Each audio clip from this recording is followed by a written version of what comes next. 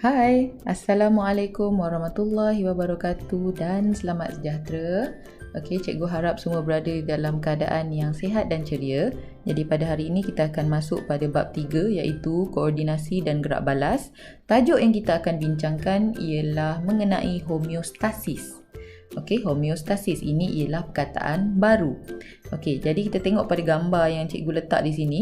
Gambar di sini kamu boleh lihat yang ada dua kitaran yang berbeza di kiri dan di kanan, tapi kedua-duanya saling berkaitan. Jadi apakah dia homeostasis ini? Homeostasis berasal daripada dua perkataan yang berbeza. Homeo bermaksud sama, manakala stasis bermaksud stabil. Jadi homeostasis ini kamu kena ingat homeostasis dia hanya berlaku pada benda hidup. Dia hanya berlaku pada benda hidup. Benda bukan hidup, dia tidak menjalankan homeostasis. Dalam benda hidup, homeostasis ini diperlukan supaya keadaan di dalam, cikgu dah sebut beberapa poin ni, bukan keadaan di luar. Keadaan di dalam badan benda hidup, organisma tersebut, ialah sentiasa stabil. Jadi kita tengok apakah maksud dia yang penuh. Maksud homeostasis ialah pengekalan keadaan persekitaran dalam badan sesuatu organisma supaya berada dalam keadaan seimbang dan stabil. Kita tengok di sini, pengekalan sama. Badan kita akan sentiasa cuba mengekalkan keadaan yang sama, yang seimbang.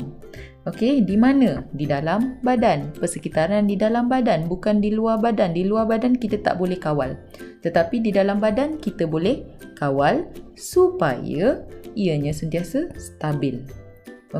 Ingat dalam benda hidup, apabila persekitaran dalam badan tidak berada dalam keadaan yang stabil, tidak berada dalam keadaan yang betul, ia boleh membahayakan sesuatu organisma tersebut.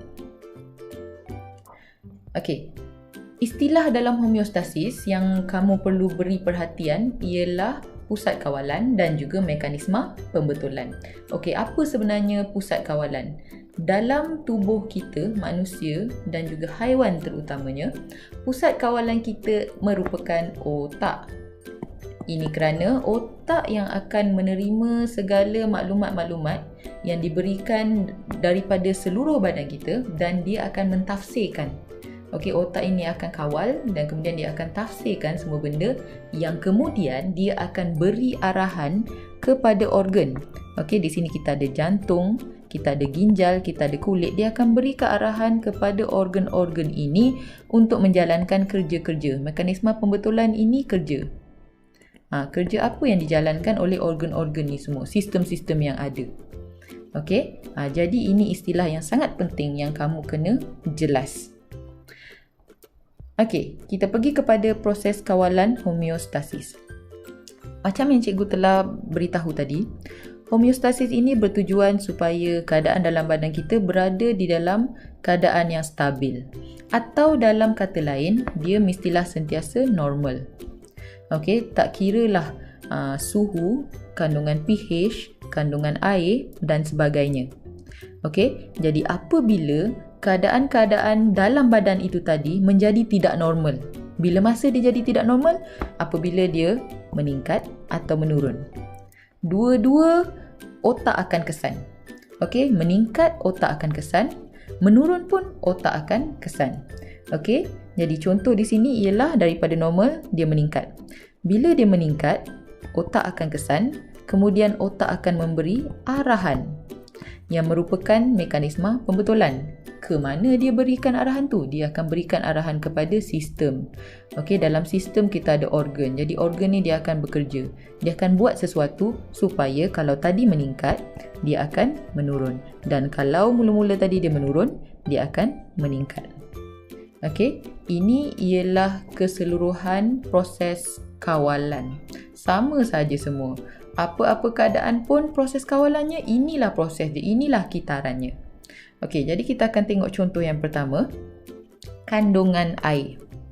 Okey, kita akan tengok bagaimana otak mengawal atur kandungan air. Untuk pengetahuan semua, air dalam badan ni walaupun kita perlukan air, tetapi kalau air itu terlalu banyak ataupun terlalu sedikit, dia akan merisikokan kesihatan kita. Okey, jadi paras air dalam badan perlulah sentiasa normal. Okey, jadi kita tengok di sini, normal, kataan yang penting, istilah yang penting. Jadi kalau sekiranya kita minum air, paras air dalam badan akan meningkat. Okey, perbuatan kita meminum air, dia akan menyebabkan paras air dalam badan meningkat. Dan benda ini akan dikesan oleh pusat kawalan kita, iaitu otak.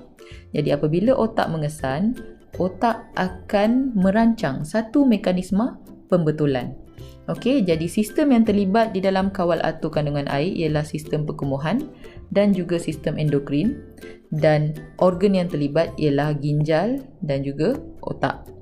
Okey, mekanisme pembetulan yang diberikan oleh otak ialah otak ini tadi dia akan merangsang rembesan hormon. Dia akan merangsang, dia akan memberi kearahan supaya hormon ini dikeluarkan. Apabila hormon ini dikeluarkan, dia akan dihantar ke ginjal dan ginjal akan menghasilkan lebih air kencing. Dia akan mengeluarkan air melalui air kencing. Okey. Jadi apabila air kencing lebih banyak dihasilkan, automatik kandungan air dalam badan akan menurun sehinggalah ke aras air yang normal. Okey, dan bagaimana pula apabila kita berpeluh? Okey, kita muntah, okey, kandungan air dalam badan akan menurun. Okey, bila kandungan air dalam badan akan menurun, pusat kawalan kita iaitu otak, dia akan mengesan. Okey, dia akan mengesan bahaya ni, bahaya. Okey, jadi bila dia kesan, dia akan merancang satu lagi mekanisme pembetulan untuk paras air yang menurun, iaitu dia akan merangsang sejenis hormon supaya ginjal mengurangkan pula. Tadi menambahkan air kencing, sekarang ginjal kena mengurangkan penghasilan air kencing dan menyebabkan air kencing menjadi sedikit. Kemudian kita akan berasa dahaga dan menggalakkan kita untuk menambah air dengan cara meminum air. Okey, dan akhirnya kandungan air dalam badan akan meningkat. Jadi inilah satu contoh bagaimana homeostasis dijalankan dalam badan. Okey, kita teruskan pula dengan kawal atur suhu badan. Okey, kita mula dengan keadaan normal dan suhu normal kita ialah 37 darjah Celsius. Suhu badan kita yang normal ialah 37 darjah Celsius. Okey, jadi pada hari yang panas, suhu badan kita akan meningkat. Okey, apabila suhu badan kita meningkat, kalau otak tidak kesan, kalau otak tidak membuat mekanisme pembetulan, ia boleh menjadi satu keadaan yang berbahaya kepada kita. Okey, jadi bila otak telah kesan keadaan suhu badan kita meningkat, badan kita semakin panas, dia akan merancang sistem mekanisme pembetulan. Okey, dan sistem yang terlibat ialah sistem perkumuhan dan juga sistem endokrin. Dan organ yang terlibat ialah kulit, otak dan juga otot rangka. Okey, jadi apakah mekanisme pembetulan? Apakah kerja-kerjanya yang dilakukan supaya suhu badan akan menurun? Salur darah akan mengembang. Bila salur darah mengembang, haba dalam badan akan dibebaskan keluar dengan lebih banyak. Bulu roma akan condong. Ini di kulit, bulu roma akan condong.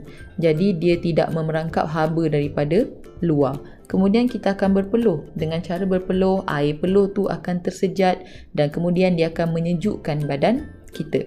Kemudian aktiviti otot rangka akan berkurangan. Okey, hormon-hormon tertentu akan berkurangan. Okey, maksudnya kita akan kurang bergerak, rangka kita akan duduk diam, dia tak ada menggigil. Okey, dan air kencing akan menjadi sedikit. Dan akhirnya kesemua tindakan ini akan menyebabkan suhu badan menurun sehinggalah kita mencapai suhu yang normal. Okey, bagaimana pula kalau suhu badan kita menurun? Contohnya apabila kita berada pada hari yang sejuk. Okey, suhu yang sejuk. Jadi apabila suhu badan menurun, ianya akan dikesan oleh pusat kawalan, kemudian otak akan menghantar arahan-arahan kepada sistem perkumuhan dan juga sistem endokrin. Okey, antaranya ialah dia mesti lawan dengan mekanisme pembetulan di atas ni, dia berlawan. Kalau tadi salur darah mengembang, sekarang salur darah akan mengecut. Okey, mengecut, kenapa mengecut? Dia akan mengurangkan pelepasan haba daripada badan, sebab sekarang badan kita perlukan haba. Okey, bulu roma akan menegak. Bulu roma menegak kerana dia akan memerangkap haba daripada luar dan badan kita akan menjadi kurang berpeluh. Otot rangka akan mengecut dan mengendur. Inilah menggigil. Otot rangka tu mengecut, mengendur sehinggalah kita jadi menggigil. Okey, bila kita menggigil, suhu badan akan menjadi automatik, dia akan meningkat. Okey, dan hormon-hormon tertentu akan dirembeskan supaya metabolisme kita pun akan turut meningkat, sehinggalah akhirnya semua ini menyumbang kepada suhu badan meningkat, sehinggalah suhu badan kita menjadi normal. Barulah semua mekanisme pembetulan ini akan berhenti. Okey, kita tengok sekali lagi. Yang ini dia fokuskan kepada kulit. Okey, tadi sistem hormon ada, sistem endokrin ada, sekarang dia fokuskan kepada kulit. Kalau suhu persekitaran kita tinggi, ia akan menyebabkan suhu dalam badan kita tinggi. Okey, kelenjar peluh akan menghasilkan lebih banyak peluh. Okey, ni titisan peluh ini tadi. Okey, jadi titisan peluh pada kulit kita akan tersejat. Kemudian bila dia tersejat itu, dia akan melepaskan sekali haba. Okey, dia akan bebaskan sekali haba. Jadi permukaan kulit kita, badan kita akan menjadi semakin sejuk. Okey, kemudian bulu roma akan condong. Okey, dia condong supaya dia tidak memerangkap haba, mengurangkan udara terperangkap. Okey, jadi haba mudah dibebaskan melalui kulit. Salur darah akan mengembang. Salur darah ini akan menjadi semakin besar. Sebab itu bila dalam keadaan badan kita panas, muka kita akan nampak kemerah-merahan, kulit kita kemerah-merahan. Kerana apa? Kerana salur darah itu menjadi kembang. Okey, kenapa salur darah mengembang? Supaya darah boleh mendekati kulit bagi membebaskan tenaga haba. Luas permukaannya untuk bebaskan haba pun bertambah. Okey, dan bagaimana pula dengan suhu persekitaran rendah? Bila kita berada di tempat sejuk, bulu roma akan menegak dan dia akan memerangkap haba di bawah bulu roma ini. Okey, kemudian salur darah akan mengecut. Kalau kita tengok ni, salur darah akan mengecut. Kulit kita akan nampak putih. Okey, kurang darah. Sebenarnya bukan kurang darah, tapi salur darah tu mengecut untuk menjauhi kulit. Jadi haba yang ada dalam badan kita ni kita akan simpan. Okey, kedua-dua ini ialah mekanisme pembetulan yang dilakukan oleh kulit sahaja. Jadi, apakah kesimpulan yang anda dapat buat? Sekiranya anda ada apa-apa soalan, boleh bertanya dengan cikgu dan kita akan bincang lagi pada tajuk yang seterusnya. Bye! Terima kasih kerana menonton. Jangan lupa subscribe, like dan share.